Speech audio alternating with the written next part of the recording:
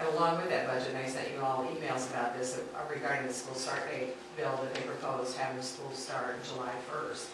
As you do that. July 1st? Yeah, that was in I haven't even seen that. Jeremy Taylor's bill.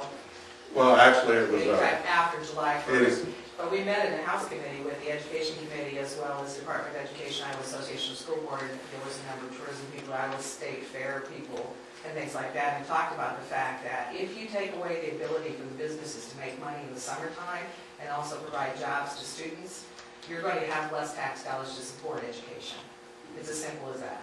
Because for every day the school starts before Labor Day, Boji alone loses $1 million a day in revenue. Now that $1 million a day is 7% sales tax.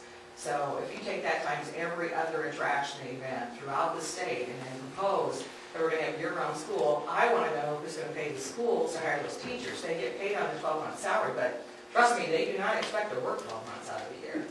And as they do that, we have increased transportation, food, support staff, and everything else to support as well.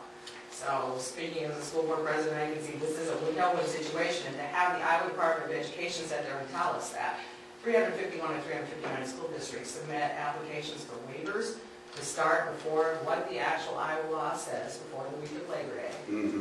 And to have them admit to the House Education Committee that they don't even look at those waivers at all, that they just stamp them and assume the local school board have taken all the appropriate legal steps to run through public hearings. That was pretty exciting. When that bill came out of the House, the July 1st date was out. They pulled, and that was part of the, rather than 180 days of education, it was going to be 1,080 hours of education between July 1 and July 30. June 30. Or June 30, I'm sorry, yeah. Between July 1 and June 30. So there was a lot of us had heartburn with that July 1 date and got that pulled out of the bill. That was where the way it came out of Education Committee. It got pulled out of the bill before it came to the floor.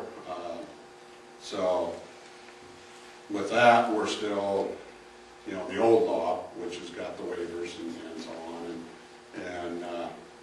All we would ask is strip the waiver policy.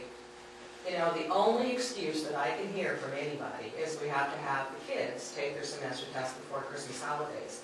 And I come back with the same thing. Are we teaching our children to test? Or are they learning for a lifetime? Because if they can't retain it for 2 weeks, we're not doing our job. Well, the other argument is football. Well, we can go to the Iowa Athletic Association, talk to that guy too. Well, you got to start the football. You can't start the football season or start playing games until school starts. And if you don't start playing games until the first weekend or first Friday in September or even the second Friday in September, you can't get the playoffs in before we're in Siberia here in Northwest Iowa. Gee, I don't know, we're in football games with shorts and potatoes out of last year or something. Well, a couple things. First, the state funds education on a per pupil basis. And if you go through and you add up